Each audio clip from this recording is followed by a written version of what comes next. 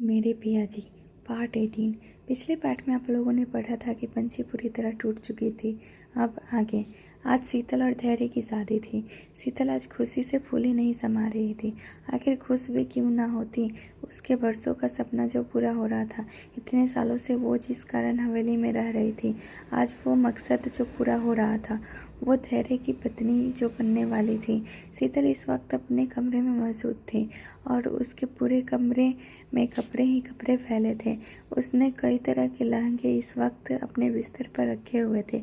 उसे बिल्कुल समझ नहीं आ रहा था कि वो क्या पहने। भले शादी मंदिर में होने वाली थी, लेकिन शीतल चाहती थी कि वो आज सबसे खूबसूरत लगे। वैसे तो शादी के पहले हल्दी की रस्म होती है, लेकिन यहाँ ऐसा कुछ नहीं था। क्योंकि शादी दोपहर को थी, इसलिए शीतल ने भी हल्दी या बाकी रस्मों को जीत नहीं की, क्योंकि उसका मकसद तो बस धैर्य की पत्नी बनना था। बाकी कोई भी चीज़ उससे उसे खास मतलब नहीं था। इतने लहंगे देखने के बाद आखिरकार शीतल को एक लहंगा पसंद आता है, जिसे वो झट से उठा लेती है और उसे खुद के ऊपर लगाते हुए अपना अक्स शीशे में देखते हुए कहती है, वाह गजब, आज तो तू पूरी कतई जहर लग रही है। शीतल, राठौर साहब तो तुझे देखकर ही विदा हो जाएंगे। शीतल ये सब कुछ खुद की तारीफ करते हुए कह रही थी। उसके चेहरे पर ना बयां करने वाली खुशी थी। वो उस शादी के लाल जोड़े में हाथ फेरते हुए कहती है, आज हमारा बरसों का सपना पूरा होगा। हमारा सपना इस बेगूसराय पर राज करने का, राठौर परिवार की मालकिन और धैर्य सिंह राठौर की पत्नी बनने का। आपको अपना बनाने के लिए हमने कान कुछ नहीं किया राठौर साहब। आपके कितने ताने सुने, आंखों में गुस्सा लिए, आपको दिन रात उस पंछी के साथ देखे। हम बता नहीं सकते हैं आपको कि जब हम आपको उस पंछी के साथ देखते थे तब हमारे दिल पर क्या गुजरती थी। हमें ऐसा महसूस होता था मानो कोई हमारे दिल पर छुरियों से वार कर रहा है। लहंगे को गले से लगाए, लेकिन देखिए ना, जो जिसका होता है आखिर में वो उसे मिल ही जाता है। आप तो हमेशा से सिर्फ हमारे थे, सिर्फ शीतल के। वो पंछी ने हमारे बीच आकर हमें अलग कर दिया, लेकिन अब हम किसी को अपने हमारे बीच नहीं आने देंगे, ना पंछी को ना किसी और को। ये सब शीतल किसी सनकी की तरह कह रही थी। उसने लहंगे को कुछ इस तरह से गले लगाया था मानो वो लहंगा ना होकर धैर्य हो। शीतल लहंगे को लिए झूमने लगती है और खुद ही गाना गुनगुनाने लगती है। धैर्य की जीप एक कंस्ट्रक्शन साइट पर आकर रुकती है, जिसमें से धैर्य पूरी एटीट्यूड के साथ उतरता है। इस वक्त धैर्य ने वाइट शर्ट और ब्लू जींस पहन रखा था, साथ ही पैरों में सफ़ेद जूते और आंखों पर सेट्स चढ़ा रखा था। धैर्य के शर्ट के ऊपर के बटन खुले थे, जिसमें से उसका चौड़ा सीना साफ नजर आ रहा था। वह अंगड़ाई लेते हुए आसपास का नजारा देखते हुए, जहाँ दूर दूर तक उस बिल्डिंग के अलावा कुछ नहीं था। धैर्य वहाँ अकेला आया था। वो बिल्डिंग के तरफ अपने कदम बढ़ा देता है। कंस्ट्रक्शन वाले बिल्डिंग के सबसे ऊपर फ्लोर पर एक 12-13 साल की उम्र की लड़की, ढड़ी साय में लड़की बैठी हुई थी। वहीं उसके आसपास कई सारे गुंडे जैसे लगने वाले लोग खड़े थे। एक आदमी उस बच्ची को देख अपनी साथी से कहता है, इस लड़की का क्या करना है। उस आदमी की बात सुन उसका साथी कहता है, करना क्या है, मैडम ने पैसे नहीं दिए हैं। अगर वो आप उन लोगों को पैसे ना दे तो आप उन लोग इस चूहिया का गेम बजा देंगे। उन गुंडों की बात सुन वो बच्ची बहुत डर जाती है और रोते हुए कहती है, अंकल मुझे घर जाना है। इतना कह वो रोने लगती है। वहीं उस बच्ची के रोने की आवाज़ सुन वो गुंडे गुस्से से कहते हैं, ऐ चुप कर, वैसे ही रोकड़ा न मिलने से अपन लोग का दिमाग फिरा हुआ है।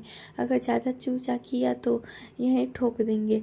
ये गुंडे शीतल के थे और शीतल ने ही उस बच्ची को किडनैप करवाया था। बच्ची ने इस वक्त स्कूल ड्रेस पहन रखा था और उसकी ड्रेस काफ़ी गंदी हो चुकी थी और उसकी हालत भी काफ़ी बुरी थी। उसे देख ऐसा लग रहा था मानो उसने कई दिनों से ठीक से खाना पानी ना दिया हो। सारे गुंडे के चेहरे पर गुस्सा साफ नजर आ रहा था। एक गुंडा अपने साथी से कहता है, ए चल मैडम को फ़ोन लगा, कहीं उस लौंडिया ने आप उन लोगों को चूना तो ना ही लगा दिया ना। अपने साथी की बात सुन वो गुंडा शीतल को फ़ोन लगाता है, लेकिन शीतल फ़ोन नहीं उठा रही थी, जिससे वो उन गुंडों का गुस्सा बढ़ता जा रहा। वो गुंडा अपना माथा बंदूक से खुजाते हुए दांत पीसकर कहती है, साली ने अपुन को धोखा दिया, काला भाई को धोखा दिया। वो अपुन को जानती नहीं है, अपुन क्या क्या कर सकता है। वो गुंडा एक नज़र बच्ची को देखता है जो डरी समय दुबक कर बैठी थी। उसे देख वो उस बंदूक तान कर कहता है, अब तो तुझे मरना पड़ेगा। काला भाई अपना कोई काम अधूरा नहीं छोड़ सकता। इतना कह वो जैसे उस पर गोली चलाने वाला होता है, तभी एक गोली आकर उसके हाथ में लगती है, जिससे उसके हाथ में मौजूद बंदूक दूर जाकर गिरती है और वो अपने हाथ को पकड़े तिलमिला जाता है और बेहद गुस्से में कहता है, साले किसकी इतनी हिम्मत हो गई काला भाई पर गोली चलाने की। वो इतना ही कहता है कि वहाँ एक रौबदार आवाज़ आती है, तेरे बाप की। सभी इस आवाज़ की दिशा में देखते हैं जहाँ धैर्य खड़ा था, जिसके बंदूक से धुआं निकल रहा था। धैर्य को देखो उन गुंडों की रीढ़ की हड्डी तक ठंडी पड़ जाती है। वहीं उस बच्ची के होठों पर बड़ी सी मुस्कुराहट आ जाती है। वो भाग कर जाती है और धैर्य के गले लगकर कहती है, चाचू। धैर्य भी बच्ची को अपने गले से लगा लेता है और सुकून से अपनी आंखें बंद कर लेता है। यही तो वो कमजोरी थी उसकी, जिसके कारण वो इतने दिन से शीतल को झेल रहा था, जिसके लिए उसने अपनी छुई मुई तक को दर्द दे दिया। और उसके भाई भाभी की बेटी मिथिलेश सिंह राठौर और सपना राठौर की बेटी खुशी, जो उसके लिए भी उसकी बेटी की तरह थी। धैर्य खुशी को खुद से दूर करता है और अपनी आंखें खोल अपनी लाल चलती हुई निगाहों से उन गुंडों को देखने लगता है। धैर्य की नज़रें से ही एक गुंडे की पतलून गीली हो गई थी और उसके पैर कांपने लगे थे। धैर्य बंदूक अपने पेंट में पीछे घुसाता है और उसके बाद अपने लेदर की बेल्ट निकालता है और उसे अपने हाथों में मोड़ बिना किसी वार्निंग के वहां मौजूद गुंडे को कुत्ती की तरह मारने लगता है और मारते हुए दांत पीसकर कहता है, सालो तुम चिंदी गुंडे, तुम ससुरों का क्या लगा था? तुम धैर्य सिंह राठौर से उलझोगे, तुम धैर्य सिंह राठौर से दुश्मनी लोगे। इतना कह वो उन्हें मारते रहता है। तभी वो काला भाई हाथ जोड़कर गिड़गिड़ाते हुए कहता है, माफ़ कर दो राठौर साहब, हमें नहीं पता था कि ये बच्ची आपकी है, वरना हम मैडम के साथ कभी हाथ नहीं मिलाते।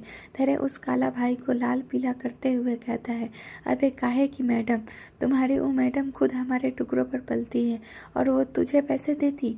इतना कह वो वापस उसे मारने लगता है। कुछ ही देर में वहाँ पुलिस आती है और उन गुंडों को ले जाती है। तभी धैर्य खुशी को अपनी गोद में उठाकर वो कहता है, चल बेटा, इन्हें तो ठिकाने लगा दिया, अब इस कहानी की असली विलेन को उसकी सही जगह पहुंचाना बाकी है, ताकि हम सब खुशी खुशी रह सके। इतना कह वो खुशी को लेने के लिए निकल जाता है। धैर्य खुशी को लिए हवेली के अंदर जाता है। वहीं सपना भाभी और सुलेखा जी परेशानी से चहलकदमी कर रही थी।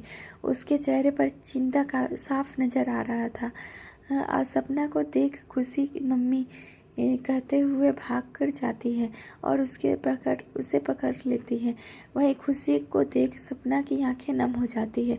आखिर इतने वक्त बाद जो अपनी बेटी को देख रही थी, वह झट से खुशी को अपने गले लगा लेती है। उसके बाद उसके पूरे चेहरे को चूमते हुए कहती है, कैसी है मेरे लाडू? खुशी मुस्कुराकर कहती है, हम बिल्कुल ठीक है, चाचू ने हमें बचा लिया। सपना वापस अपनी बेटी को से गले लगा लेती है, मानो वो उसे अपने आंचल की छाँव में छुपा लेना चाहती हो।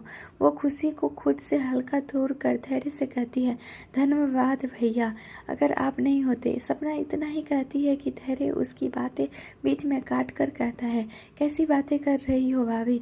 खुशी हमारे लिए हमारी बेटी ही की है, हम उसे काहे नहीं बचाते?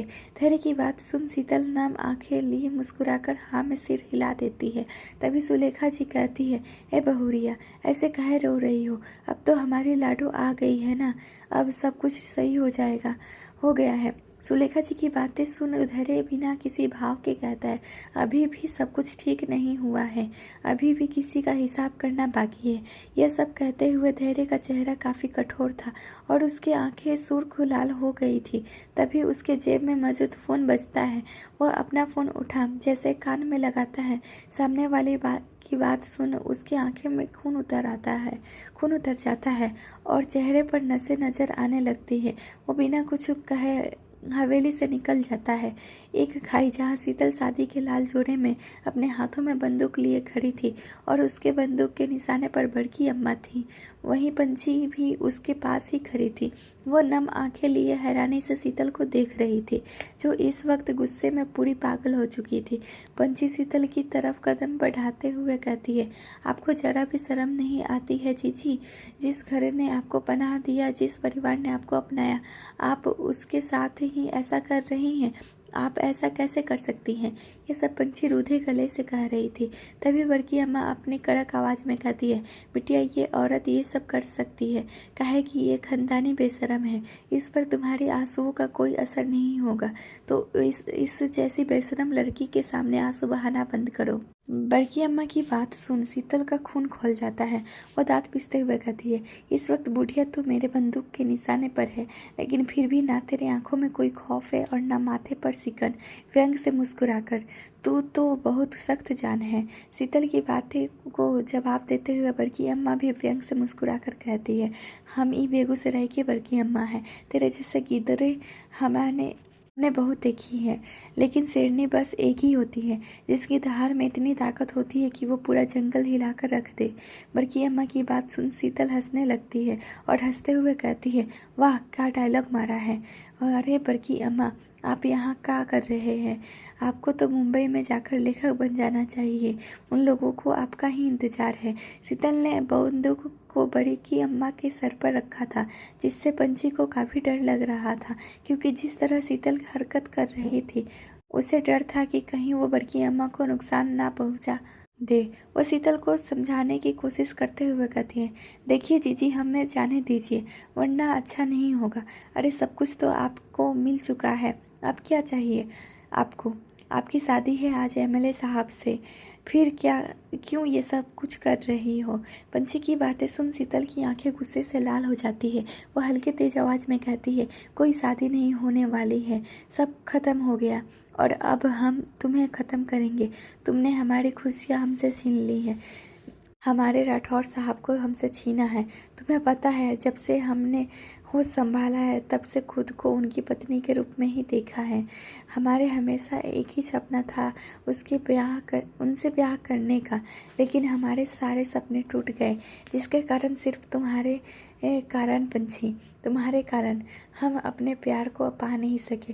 लेकिन अगर हमारा प्यार मुकम्मल नहीं हुआ तो हम तुम्हारा भी नहीं होने देंगे, हम तुम्हें भी कभी खुश नहीं रहने देंगे। इतना कह वो बंदूक पंछी पर तान देती है, लेकिन पंछी के चेहरे पर एक सिकन तक नहीं थी, बस हल्की सी मुस्कान थी। मुस्कुराते हुए कहती है, हमने किसी को नहीं छीना जीजी, और रही बात एमएलए साहब को आपसे छीनने की, तो हम तो उनकी ज़िंदगी में बाद में आए थे, आप तो उनकी ज़िंदगी में पहले से ही थी, तो फिर आपने उन्हें अपने प्यार का एहसास क्यों नहीं करवाया? प्यार छीनने से कभी हासिल नहीं होता जीजी। सच तो यही है कि अगर हम उनकी ज़िंदगी में नहीं भी होते तब भी वो आपसे कभी प्यार नहीं करते, क्योंकि ना तो उन्होंने आपको लेकर वैसे कुछ महसूस किया और ना कभी आपके करीब आने की कोशिश की।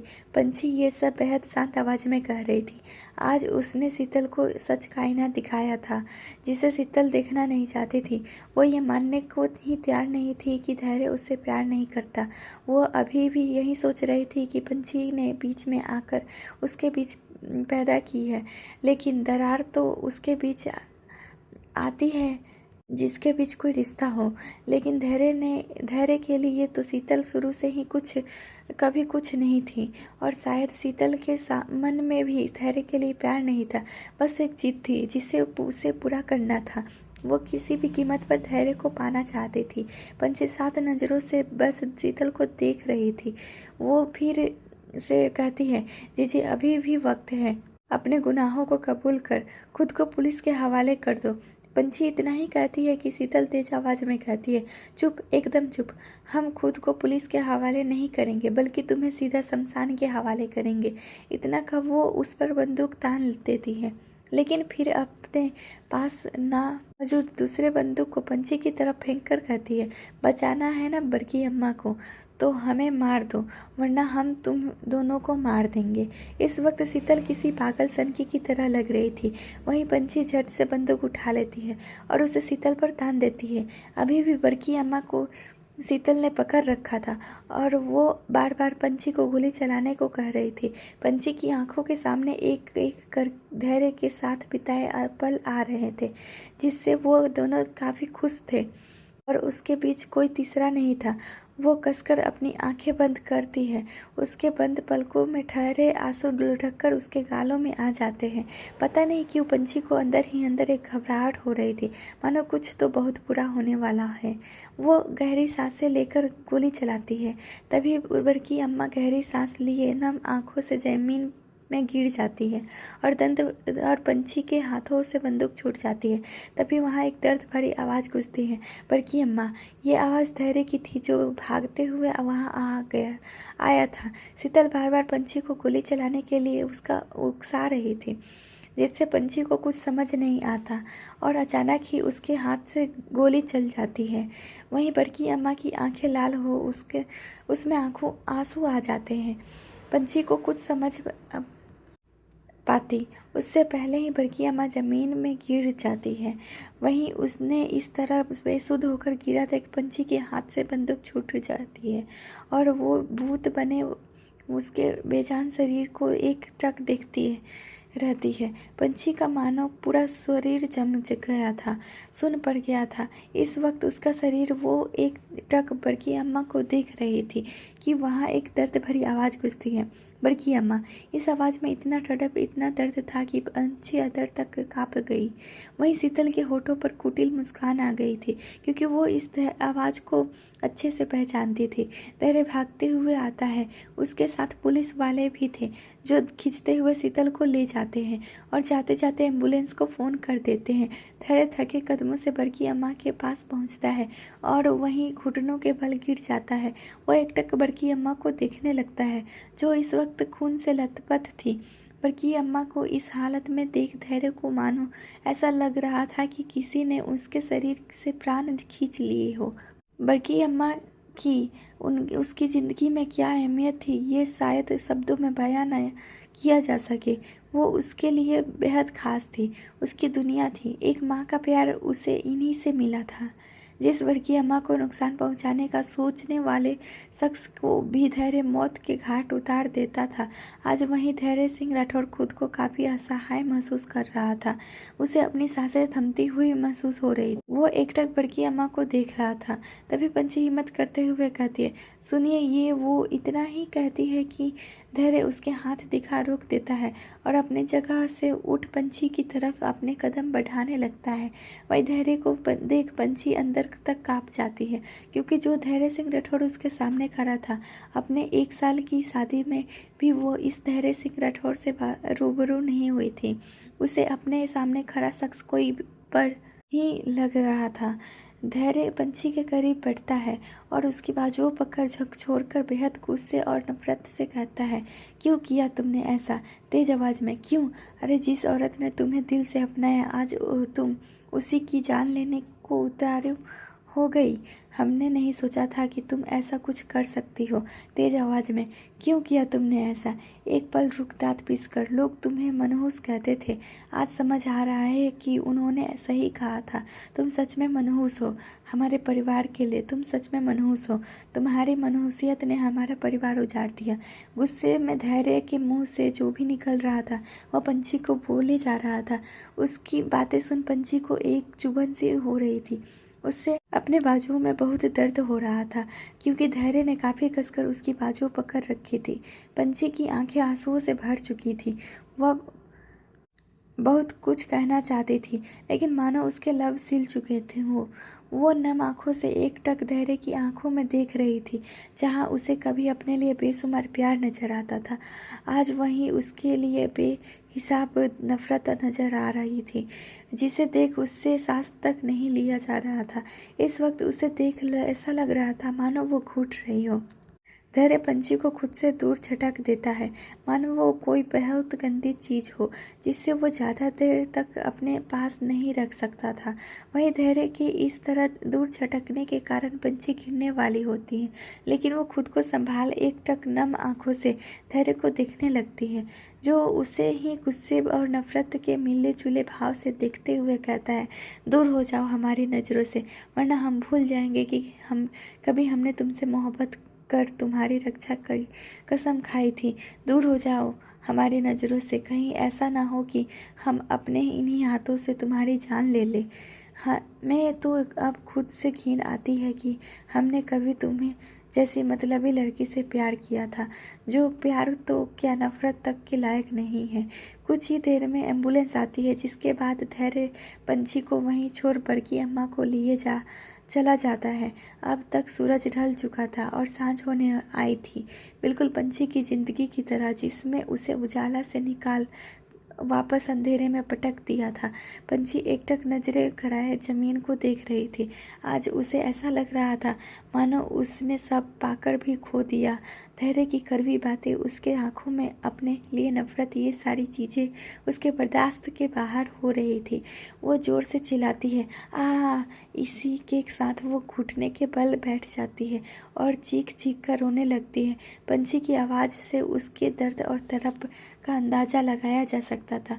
वो जोर जोर से चीख थी, मानो इस दिन का आक्रोश और दर्द उसके अंदर जो भरा हुआ था उसे बाहर निकाल रही थी। पंछी रोते हुए कहती है, आप बहुत बुरे हैं एमएलए साहब, आपने हमें बिना किसी गलती के मुजरिम बना कटघरे में खड़ा कर दिया और बस आपने फैसला सुना दिया।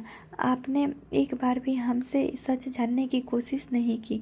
फीका मुस्कुराकर, लगता है आपने सिर्फ हमसे मोहब्बत कर ली, हमारे ऊपर भरोसा करना सीखा ही नहीं। लेकिन आप बिल्कुल फिक्र मत कीजिएगा, अब ये पंछी ना दोबारा आपको अपनी शक्ल दिखाएगी और ना कभी वापस आएगी। आसमान की तरफ देख तेज आवाज़ में, अब तो आप खुश हैं ना? आपको खुशी हो रही होगी। मुबारक हो आपको, आपने एक और बार मुझे खूबसूरत सपना दिखा, उन सपनों को तोड़ दिया। गलती आपकी भी नहीं है, औकात से बाहर सपने देख लिए थे, लेकिन अब ऐसा कोई सपना नहीं देखना जो मेरे औकात से बाहर हो।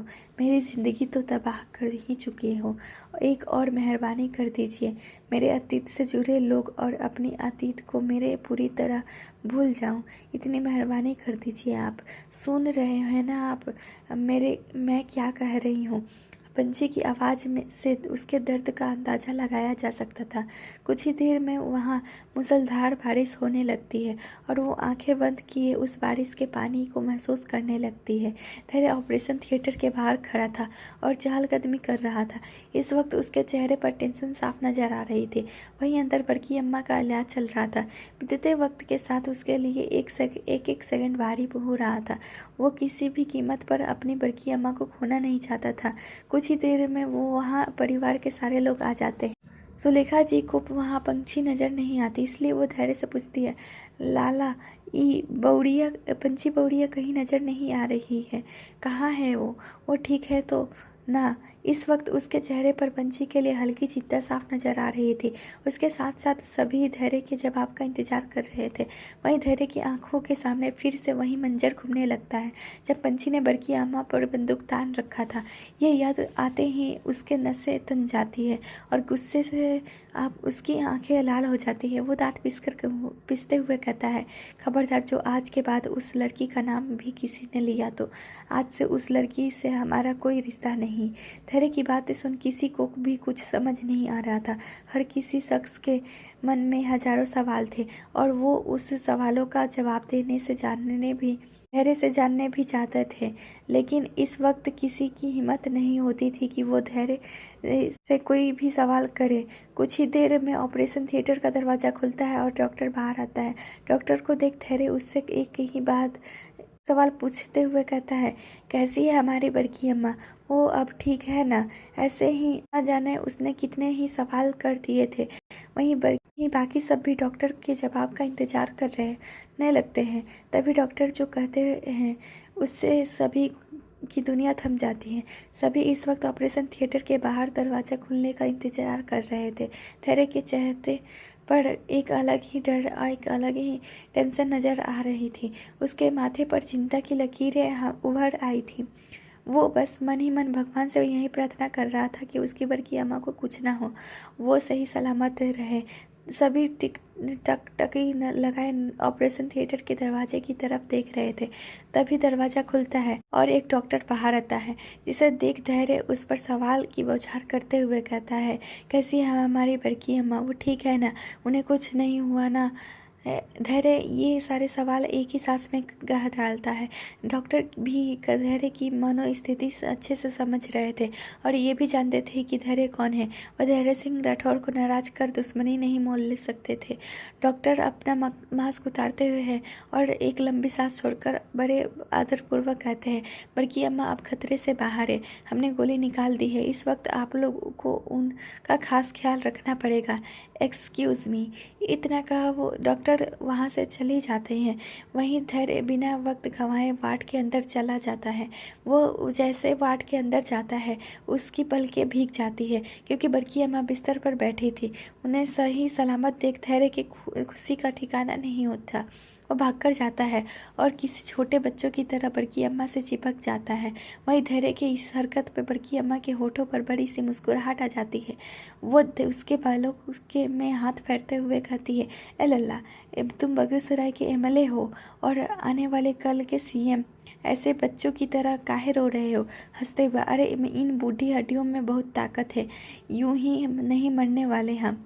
अभी तो हमें अपने परपोती को देखना है, उन्हें अपने गोद में खिलाना है। बिना उन्हें खिलाए तो हम स्वर्ग सिधारने से रहे। बड़की अम्मा की बातें सुन धैर्य उससे दूर होता है और किसी रूठे बच्चे की तरह कहते, आप हमें छोड़कर कहीं नहीं जाएंगे, हम आपको कहीं नहीं जाने देंगे। धैर्य की बातें सुन बड़की अम्मा मुस्कुरा देती है। तभी एक एक कर सभी वार्ड के अंदर आ जाते हैं। बड़की अम्मा सभी की तरफ देखती है और फिर दरवाजे की तरफ देखने लगती है, मानो किसी के आने का इंतजार कर रही हो। उन्हें दरवाजे की तरफ देखता देख धैर्य उनसे पूछता है, क्या हुआ बड़की अम्मा, कोई आने वाला है का?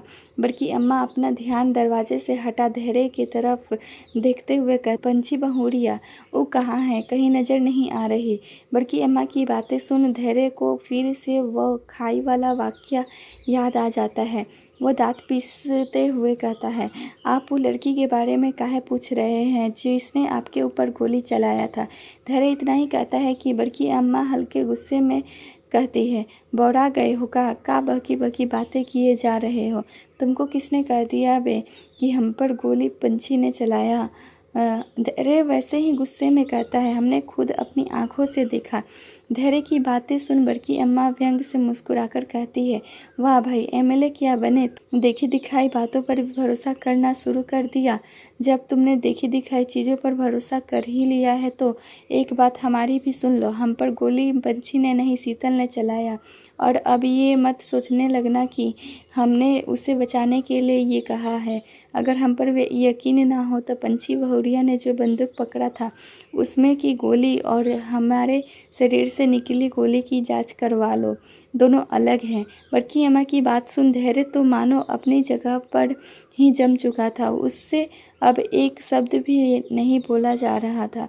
उसके आंखों के सामने बार बार पंछी के आंसुओं से भरी आंखें नजर आ रहे थे, जिसमें अनगिनत दर्द, अनगिनत सवाल थे। धैर्य से वहाँ अब एक टक भी रुकना मुश्किल हो रहा था। वह अपने बालों में हाथ फेर वहाँ मौजूद पप्पू के साथ हवेली के लिए निकल जाता है। धैर्य की जीप हवेली के सामने आकर रुकती है और वो झट से जीप से उतर हवेली के अंदर जा पंछी को आवाज़ देते हुए कहता है, छुमुई, ए छुमुई, कहाँ हो तुम, बाहर आओ। धैर्य बार बार पंछी का नाम पुकारता है लेकिन मानो आज वो हवेली वीरान पड़ी थी, जो बार बार पंछी के नाम पुकारने पर भी खामोश थी। धैर्य के दिमाग में अचानक कुछ आता है और वह भागकर अपने और पंछी के कमरे में जाता है, जहाँ वह दोनों रहा करते थे। कमरे में जाकर वो कबर्ड खोल देखता है, लेकिन ये क्या, पंछी का सारा सामान वहाँ मौजूद था। ये देख वो अपने बाल नोचते हुए बेहद परेशानी से कहता है, कहाँ हो तुम छुई? धैर्य की नज़रें अचानक बेड के पास मौजूद टेबल पर जाती है, जहाँ एक लेटर और मंगलसूत्र था। वो जाकर जल्दी से उस मंगलसूत्र को उठाता है, जो पंछी का था।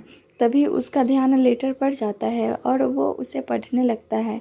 अगर आप ये लेटर पढ़ रहे हैं तो इसका मतलब मैं आपसे बहुत दूर जा चुकी हूँ। सोचा नहीं था कभी कि अपनी कहानी का अंत कुछ इस प्रकार होगा। अरे मैं तो आपके साथ जीना चाहती थी, आपके ज़िंदगी के हर दिन को यादगार बनाना चाहती थी। आपको पता है, जब हमारी पहली मुलाकात हुई थी और हमने आपको थप्पड़ मार दिया था, वो थप्पड़ भी आपको नहीं लगता अगर हमसे बदतमीजी करने वाला शख्स वहाँ से जाता नहीं तो। लेकिन शायद महादेव ने हमारी पहली मुलाकात कुछ इस तरह ही लिखी थी। आपने उस दिन जब गुस्से में हमारे आंखों के सामने उस शख्स पर गोली चला दी थी, तब हमें आपसे बहुत डर लगने लगा था। उसके बाद जब आप हमें उठा खेत में ले गए, हम और ज़्यादा डर गए थे। वो बस आपका गुस्सा था, लेकिन एक लड़की के लिए वो किसी सदमे सा था। धीरे धीरे हमारी मुलाकातें होने लगी। जब आपने भरी मंडप पर हमारा साथ फेरे लिए थे तभी हमने सोच लिया था हमें आपसे सिर्फ हमारी मौत ही जुदा कर सकती है। लेकिन हमें क्या पता था कि हम इतनी जल्दी जुदा हो जाएंगे। हर लड़की अपनी शादी के अनगिनत सपने संजोए अपने ससुराल आती है। हम भी आए थे। जब दोबारा हमारी शादी हो रही थी, हम बहुत खुश थे। हमें आज से पहले कभी इतनी खुशी नहीं मिली। सभी कहते थे कि हम मनहूस हैं, लेकिन आपने हमें ऐसा ये एहसास करवाया कि हम भी खास हैं। जब उस दिन आप शीतल जीजी के साथ आए, एक पल के लिए ऐसा लगा कि किसी ने हमारे शरीर से हमारे प्राण खींच लिए हो। हम बता नहीं सकते कि उस वक्त हम पर क्या बीती थी। आपने इतनी आसानी से कह दिया था कि आप हमसे प्यार नहीं करते, लेकिन हमारा दिल जानता था कि आप हमसे बहुत प्यार करते थे।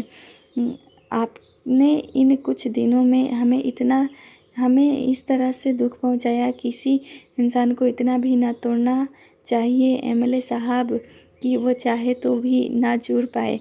और आपने भी हमें इस कदर ही तोड़ा है कि हम कभी जुड़ नहीं पाएंगे। और बस एक ही उम्मीद लगाए हैं आपसे कि आप सारे गिले शिकवे भुला अम्मा को अपना ले। अगर कभी भी हमसे अपने प्यार किया है तो आप हमारी ये आखिरी इच्छा पूरी कर दीजिएगा। अब आगे हमसे लिखा नहीं जाएगा, क्योंकि हम अपने आंसुओं को अब और नहीं रोक पाएंगे। हम जा रहे हैं हमेशा हमेशा के लिए दूर, आपकी छुई मुई। उस लेटर में कुछ कुछ शब्द आंसुओं से मिट चुके थे। पंछी का दर्द साफ साफ नजर आ रहा था। वहीं धैर्य तो अपनी लाल आंखों से एकटक उस लेटर को देख रहा था। उसे तो ऐसा महसूस हो रहा था कि उसने एक पल में अपना सब कुछ खो दिया। उसकी छुई में उससे हमेशा के लिए दूर चली गई। उसे हमेशा के लिए उसने खो दिया। लेकिन उसे कौन बताए, वो तो अभी बस एक ही दुख से रूबरू हुआ था। सबसे बड़ा दुख और दर्द तो अभी आना बाकी था। धैर्य एकटक उस लेटर को देख रहा था। तभी भागते हुए पापा आता है और एक ही सांस में कहता है, भैया जी, वो भाभी, पुलिस, आप जल्दी नीचे चलिए। धैर्य उस लेटर को मोड़कर कमरे से निकल जाता है और जैसे नीचे आता है तो देखता है कि परिवार के सभी लोग वहाँ मौजूद हैं और साथ में पुलिस भी आए हैं। धैर्य को कुछ समझ नहीं आता। वो उस इंस्पेक्टर के पास जाकर अपनी रौबदार आवाज़ में कहता है, इंस्पेक्टर साहब, आप इस वक्त यहाँ? इंस्पेक्टर एक पैकेट धैर्य के सामने बढ़ाकर कहता है, एमएलए साहब, अभी कुछ देर पहले एक बस जो शहर जा रही थी, उसका काफ़ी बुरा एक्सीडेंट हुआ है, जिसमें कोई भी नहीं बच पाया है। और ये सामान मुझे उस बस में मिली है, जिससे ये पता चलता है कि आपकी पत्नी उसी बस में थी। धैर्य अपने कांपते हुए हाथों से उस पैकेट को खोलता है जिसमें खून से सनी चूड़ियाँ, झुमके और आधार कार्ड था, और साथ ही पायल भी। धैर्य उस पायल को कैसे भूल सकता था? ये उसकी चुम्मी के पायल थे। वो वहीं घुटनों के बल बैठ जाता है और उसकी आंखों से आंसू आने लगते हैं। हमेशा सख्त बना रहने वाला इंसान आज टूट चुका था। उसे अपनी दुनिया खत्म होती नजर आ रही थी। एक ही झटके में उसका सब कुछ लुट गया था। उसकी खुशियाँ, उसकी ज़िंदगी सब उससे दूर जा चुकी थी। धैर्य बस एकटक उन चीज़ों को अपनी खाली आंखों से देख रहा था। फिर अचानक से जोर से चीखता है, छुई मुई। धैर्य की आवाज़ में एक दर्द एक तरफ थी, वहीं राठौड़ हवेली में मानो एक ही पल में मातम की घड़ी आ गई थी। पूरी हवेली शोक में डूब चुकी थी। उनके लिए भी ये मानना मुश्किल था कि उनकी हवेली की रौनक अब नहीं रही। आज तो सुलेखा जी की आंखों में भी आंसू थे। उन्होंने तो पंछी को अपने दिल में जगह दे दी थी, लेकिन उन्हें क्या पता था कि सब कुछ ऐसे बिखर जाएगा जैसे माला टूटने पर मोती बिखर जाती है। आज उसी प्रकार राठौड़ हवेली बिखर चुकी थी। 3 साल बाद बहुत कुछ बदल चुका था। एक तरह से कहा जाए तो बेगूसराय का नक्शा ही बदल चुका था। अब धैर्य पहले से भी ज़्यादा खतरनाक हो चुका था। जो धैर्य सिंह राठौड़ अपनी छुई के साथ था, वो 3 साल पहले ही मर चुका था।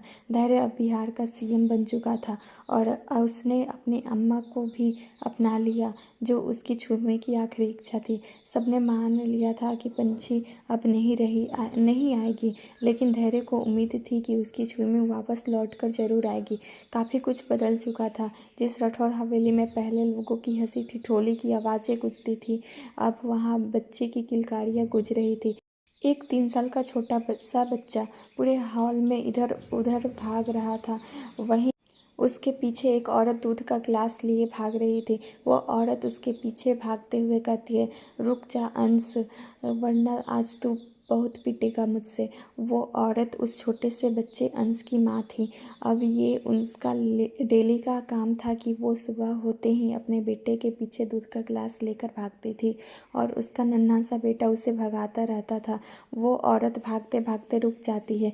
तभी वो छोटा सा गोलू मोलू अंश अपनी माँ को जीभ चिढ़ाते हुए अपनी तोतली आवाज़ में कहता है, अंश छिप अपने पापा के हाथों से दूध पिएगा। इतना कब वो नन्हे नन्हे कदमों से सीढ़ियाँ चढ़ने लगता है। वहीं उसे सीढ़ियाँ चढ़ते देख उस औरत के होठों पर मुस्कान आ जाती है और वो वहाँ से रसोई की तरफ चले जाती है। अंश एक कमरे के पास आकर खड़ा हो जाता है और टुकुर टुकुर उस कमरे को देख अपने कमर में अपने नन्हे नन्हे हाथ को रखे कहता है, ओफ, लगता है पापा सो रहे हैं। वो क्या अब मुझे घूमी घूमी नहीं ले जाएंगे? इतना कह अंश अपने छोटे से होठों का पाउट बना लेता है, मानो वो अभी गुस्सा हो। वो अपने नन्हे से हाथ से कमरे का दरवाज़ा खोलता है और अंदर चला जाता है और टुकुर टुकुर कमरे को देखने लगता है। कमरे पर हर तरह सामान बिखरे पड़े थे। ये देख उसका मुंह बन जाता है और अपने सर पर चपेट लगाकर कहता है, ओफ, ये पापा भी ना, लगता है मेरे बिना उनका कुछ नहीं होगा। इतना का वो अपने नन्हे नन्हे हाथों से नीचे गिरे ब्लैंकेट को फोल्ड करने लगता है। हालांकि उसे ये करना तो नहीं आता था, लेकिन वो फिर भी कर रहा था। ये सब करते हुए वो बहुत प्यारा लग रहा था। तभी बाथरूम का दरवाज़ा खुलता है और एक आकर्षक पर्सनालिटी वाला शख्स बाहर आता है। ये शख्स कोई और नहीं, धैर्य था, जो अभी अभी नहाकर आया था। उसके बालों से पानी टपक रहा था जो फिसलकर उसके एप्स पर गिर रहे थे। अब धैर्य पहले से भी ज़्यादा हैंडसम लगता था, लेकिन उसके चेहरे की मुस्कुराहट पूरी तरह से खो गई थी और अब उसकी जगह कठोरता बरकरार थी। वो एक नज़र अंश को देखता है जो ब्लैंकेट फोल्ड कर रहा था। अंश को देख वो उसके तरफ कदम बढ़ा देता है और उसे अपने एक ही हाथ से उठाकर कहता है, मेरा छोटा चूहा सुबह सुबह यहाँ क्या कर रहा है? धैर्य की बातें सुन अंश अपने छोटे छोटे दांत दिखा देता है। फिर कहता है, पापा, अंश को घूमी घूमी करना है। धैर्य उसे अच्छे से गोद में कर कहता है, अच्छा, तो मेरा अंश को घूमी घूमी करना है, लेकिन आज तो कुछ खास है, पता है ना क्या है? नन्हा सा अंश अपने सर पर चमेट लगाकर कहता है, ओफो, आज तो भले अम्मा का बर्थडे है। इतना कह वह कमरे की दीवारों की तरफ देखता है जहाँ पंछी की ढेर सारी तस्वीरें लगी थी, जिसमें पंछी बेहद खूबसूरत नजर आ रही थी। अंश अपने दोनों कानों को पकड़कर कहता है, सॉली बली अम्मा, अच्छा आपका बर्थडे भूल गया था। इतना कह वो अपना मुंह लटका लेता है। उसे मुंह लटकाते देख धैर्य को बिल्कुल अच्छा नहीं लगता। वो उससे पूछता है, क्या हुआ मेरे छोटे चूहे को, इतना उदास क्यों है वो? अंश मासूमियत से कहता है, अब बली अम्मा अंश से गुस्सा हो जाएगी ना। इतना कह वो वापस से अपना मुंह लटका लेता है। वहीं अंश के मासूम चेहरे को देख धैर्य को उस पर बहुत प्यार आ रहा था। उसकी मासूमियत हर बार उसे पंछी की याद दिला देती थी। अंश को देख ऐसा लगता था कि मानो वो पंछी के शरीर का ही एक अंग हो, लेकिन ऐसा नहीं था। वो अभिमान और पंती का बेटा था जो ज़्यादातर धैर्य के पास रहता था, और धैर्य को भी अंश के पास होने पर पंछी की कमी नहीं खलती थी। अंश को उदास देख धैर्य उसके माथा को चूमकर कहता है, तुम्हारी बड़ी अम्मा ना तुमसे गुस्सा होना होगी और ना नाराज, क्योंकि वो बहुत अच्छी है। अंश अपने चेहरे पर बड़ी सी मुस्कुराहट सजाए कहता है, पापा छे भी अच्छा है। धैर्य मुस्कुराकर जवाब देता है, सबसे अच्छी, दुनिया में सबसे अच्छी और सबसे प्यारी मेरी छुई मुई। अंश टुकुर टुकुर धैर्य को देख रहा था, जो पंछी की मुस्कुराती तस्वीर को देख रहा था। धैर्य का चेहरा बहुत शांत था, लेकिन उसके दिल पर क्या बीत रही थी ये सिर्फ वही जानता था। आज भी वो पंछी का गुनहगार खुद को समझता था। अपनी जिम्मेदारियां पूरी करने में उसने एक मासूम को कुछ इस कदर तोड़ा था कि उसके बाद वो चाहकर भी नहीं जुड़ पाई। धैर्य एकटक पंछी की तस्वीर को देख रहा था। तभी अंश उसे हिलाते हुए कहता है, ओफो पापा जल्दी से चलो, तैयार हो जाओ, बली अम्मा का बर्थडे मनाने जाना है ना। धैर्य मुस्कुराकर अंश को नीचे उतारता है और अपने कपड़े लिए बाथरूम में चला जाता है।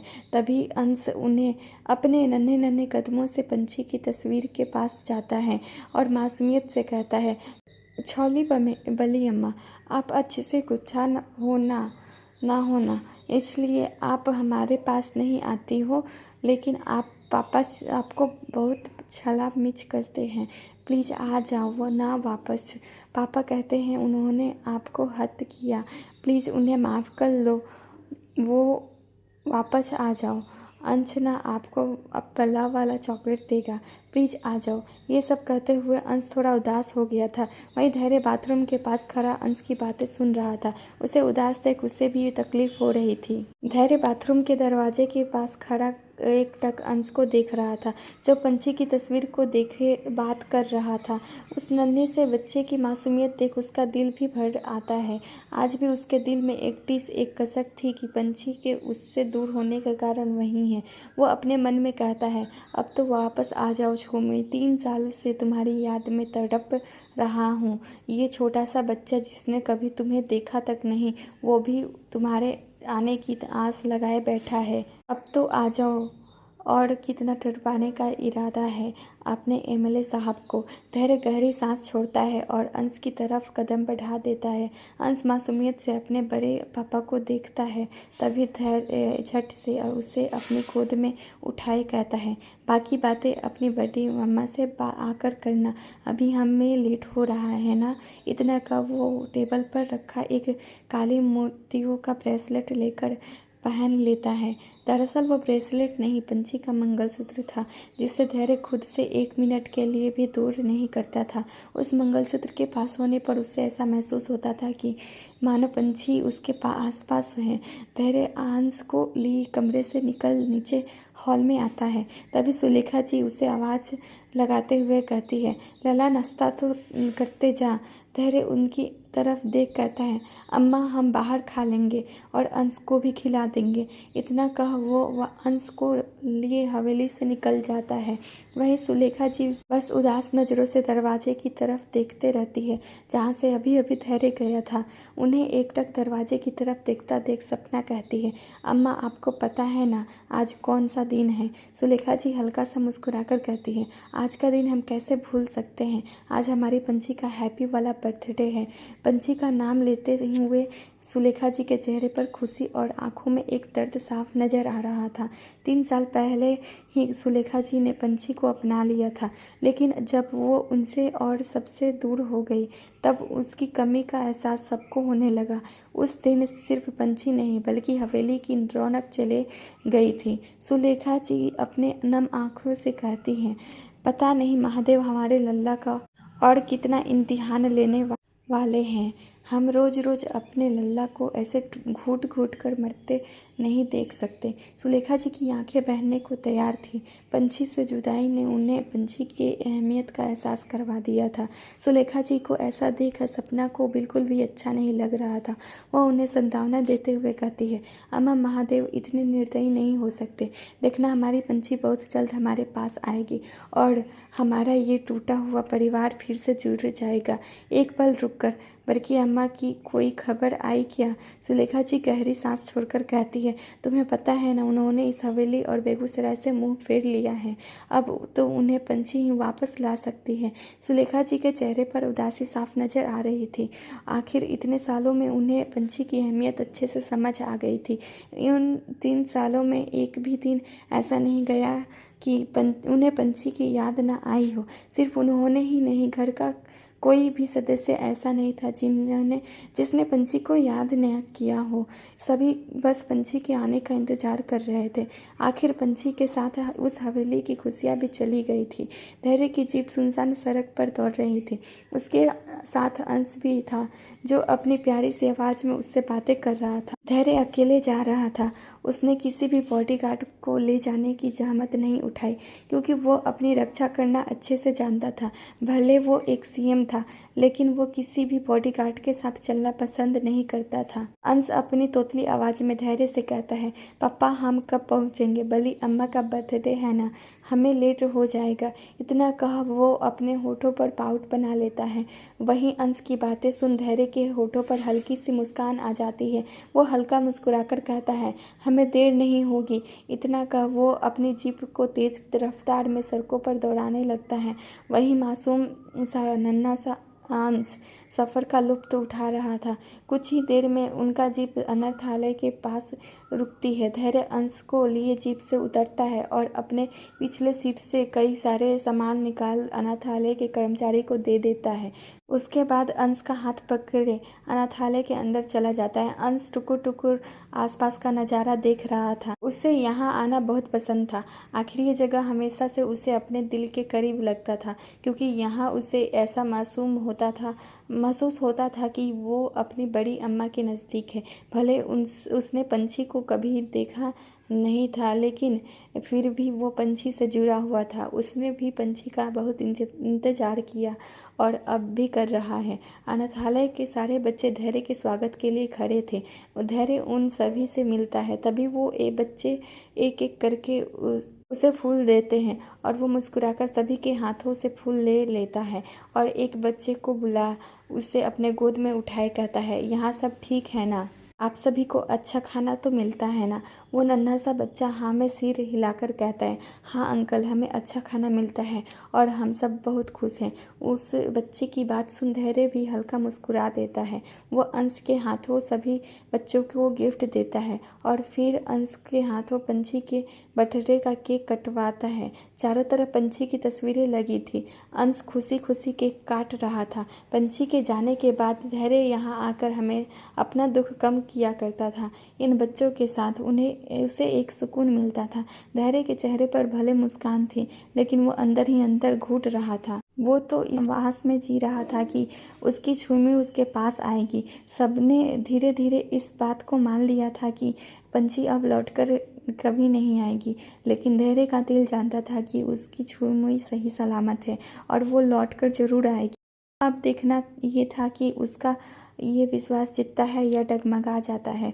दिल्ली यूनिवर्सिटी शहर का जाना माना यूनिवर्सिटी, जहाँ बड़े बड़े घर के बच्चे अपनी महंगी गाड़ियों में शो ऑफ करने आते हैं। एक तरह से कहा जाए तो ये अमीर बाप की औलादें अपने बाप के पैसों पर ऐश करने आते हैं और स्कॉलरशिप से आए बच्चों को नीचा दिखाने कई स्टूडेंट कॉलेज के में गेट से अंदर आ रहे थे और उन्हीं के बीच अपने ही धुन में एक लगभग 22 साल की लड़की भी कॉलेज के अंदर इंटर करती है। उस लड़की ने काफ़ी प्यारा और खूबसूरत सा नीले रंग का लॉन्ग शर्ट, गुलाबी कुर्ती और उस पर स्कार्फ ले रखा था, पैरों में मोजरी, लेकिन उसके चलने पर उसके पैरों में मौजूद पायल शोर कर रहा था। वहाँ मौजूद लोगों को उसके होने का एहसास करवा रहा था। उस लड़की के कमर तक लंबे रेशमी बाल खुले हुए थे और नीचे से कर्ल थे। वो देखने में भला की खूबसूरत थी, बस चेहरे पर एक चीज़ की कमी थी और वो थी मुस्कुराहट की। वो लड़की को देख मानो ऐसा लग रहा था कि उसे आसपास के लोगों से कोई खास मतलब नहीं है। वहीं कॉलेज में मौजूद जितने भी लड़के थे वो उस लड़की को बड़ी हसरत भरी नज़रों से देख रहे थे और कॉलेज में मौजूद लड़कियां उसे देख जल रही थी, क्योंकि वो सादगी में भी क़यामत ढा रही थी। वो लड़की अपने ही धुन में चलते हुए कॉलेज कैंपस तक आती है और तभी एक लड़का हाथों में गुलाब लिए उसके सामने आ जाता है। उस लड़के के इस तरह सामने आ जाने से उस लड़की के बढ़ते कदम रुक जाते हैं। उसने एक नज़र भी अपने सामने मौजूद लड़के को नहीं देखा था। वह नज़रें गड़ाए ज़मीन में देख रही थी। तभी वो लड़का फूल उसके तरफ बढ़ाते हुए कहता है, आई लव यू। तुम्हें पता है मैं तुम्हें कब से प्रपोज करना चाहता था लेकिन कर नहीं पा रहा था, लेकिन फाइनली मैंने आज तुम्हें प्रपोज कर दिया। उस लड़के ने अपने दिल की बात उस लड़की से कह दी थी, लेकिन उस लड़की के चेहरे पर घबराहट साफ नज़र आ रही थी। वह अपने कंधे पर टांगे बैग पर अपनी पकड़ कस लेती है। उसके माथे पर पसीने आने लग गए थे। वो बिना उस लड़की की तरफ देखे थोड़ा हकलाते हुए कहती है, देखिए हमें जाने दीजिए। इतना का वो वहाँ से जाने लगती है, लेकिन वो लड़का तो मानो आज जिद पर आ रहा था। उसे देख ऐसा लग रहा था मानो आज वो दृढ़ निश्चय करके आया था कि आज उस लड़की से अपनी बात मनवा कर रहेगा। वह लड़की वहाँ से निकलने लगती है। तभी वो लड़का मजबूती से उसकी कलाई पकड़ अपने सामने करता है और उसके हाथ में ज़बरदस्ती फूल पकड़ाते हुए कहता है, चुपचाप ये फूल लो और हमारा प्यार स्वीकार करो। अब तक प्यार से मना रहे थे, लेकिन तुम्हें लगता है प्यार की भाषा समझ नहीं आती है। अगर तुम मेरी नहीं हुई तो मैं तुम्हें किसी और के लिए भी नहीं छोड़ूंगा। तुम्हें बर्बाद कर दूंगा और खुद अपनी जान ले लूँगा। इस वक्त उस लड़के की आंखें गुस्से से लाल थी। पूरा कॉलेज उन लोगों को ही देख रहा था। जहाँ कुछ लोगों को उस लड़की के लिए बुरा लग रहा था, वहीं कुछ लोग बस उस मासूम सी लड़की की बेबसी के मज़े ले रहे थे। लड़की को जब खुद पर सबकी नज़रें महसूस होती हैं तो वो थोड़ी सहम जाती है, लेकिन फिर थोड़ा हिम्मत करते हुए कहती है, देखिए हमें आपसे प्यार नहीं करते। आज आप खुद की जान लेने को तैयार हैं, कल हमारे ले लेंगे। हम यहाँ बस पढ़ लिख कर कुछ करने आए हैं और हमें वही करने दें। वैसे भी इश्क एक फ़रेब और धोखा है और मुझे नफ़रत है धोखे से। इतना का वो वहाँ से भागकर अपनी क्लासरूम की तरफ बढ़ जाती है। वहीं बाकी सब उस लड़के पर हंस रहे थे, जिससे उस लड़कों का मेल ईगो हर्ट होता है और उसे उस लड़की पर बहुत गुस्सा आने लगता है। वो लड़की भागती हुई क्लासरूम में आती है तो देखती है कि टीचर पहले से क्लास में मौजूद हैं और वो बच्चे को पढ़ा रही हैं। ये देख वो थोड़ा मायूस हो जाती है, क्योंकि आज से पहले वो किसी भी लेक्चर में के लिए लेट नहीं हुई थी, लेकिन आज वो लेट हो चुकी थी। वो दरवाजे के पास बस खड़े रहती है। तभी टीचर की नज़र उस पर पड़ती है। वो अपने घड़ी में समय देखते हुए उस लड़की से कहती है, पंछी ये कोई समय है क्लास में आने का? तुम बहुत अच्छी स्टूडेंट हो, इसलिए आज मैं तुम्हें क्लास में बैठने दे रही हूँ। अब आओ और आकर अंदर जल्दी से सीट पर बैठो। पंछी बिना वक्त गवाए क्लासरूम में आती है और जैसे एक लड़की के बगल बैठने वाली होती है, तभी वो लड़की अपने बैग सीट पर रख एटीट्यूड से कहती है, मिस बहन जी कहीं और जाकर बैठे। उस लड़की की बातों का जवाब ना देते हुए पंछी दूसरी सीट पर जाकर बैठ जाती है। हाँ, बिल्कुल सही नाम सुना आप लोगों ने, पंछी, हमारे धैर्य बाबू की पंछी। उनकी छुई मुई अब वो दिल्ली कैसे पहुंची तो आगे पता चलेगा। पंछी जल्दी जल्दी ब्लैक बोर्ड से नोट्स कॉपी कर रही थी। कुछ ही देर में टीचर क्लास से चली जाती है क्योंकि उनका लेक्चर ख़त्म हो चुका था। अब अगला लेक्चर लंच ब्रेक के बाद था, इसलिए पंछी अपनी जगह से उठती है और अपना सामान अपने बैग में रख वहाँ से जाने वाली होती है। तभी एक लड़की जिसने पंछी को अपने सीट पर बैठने नहीं दिया था, वो पंछी के पैरों के सामने अपना पैर अड़ा देती है, जिससे पंछी गिरने वाली होती है, लेकिन वक्त रहते खुद को संभाल लेती है और उस लड़की को देखने लगती है जो अपने दोस्तों के साथ मिलकर उसकी खिल्ली उड़ाते हुए कहती है, मिस बहन जी, झोले जैसे कपड़े पहनकर आओगी तो गिरते पड़ते ही रहोगे। इतना कह वो फिर से हंसने लगती है। वहीं पंछी उसे अनदेखा कर क्लास से निकल जाती है। ये सारी चीज़ें रोज़ की थी। हर दिन कोई ना कोई उसे बुल्ली किया करता था और पंछी कुछ भी नहीं कहती थी। इन 3 सालों में मानव धैर्य की छुई कहीं खो गई थी, जो जवाब देने से पहले सोचती नहीं थी। अब उससे मानो चुप्पी साध ली थी। आपको कहानी का 18वां भाग कैसा लगा, कमेंट में ज़रूर बताइए। आगे की कहानियाँ अगले भाग में पढ़िए। तब तक के लिए धन्यवाद। मेरे साथ ये कहानी सुनिए दोपहर 12:30 बजे और अपनी समीक्षा देना ना भूलें। चैनल पर नए हैं तो चैनल को सब्सक्राइब करें और सुनिए रोज़ एक नई कहानी। तब तक के लिए आप अपनी पुरानी कहानियों को भी सुन सकते हैं। धन्यवाद।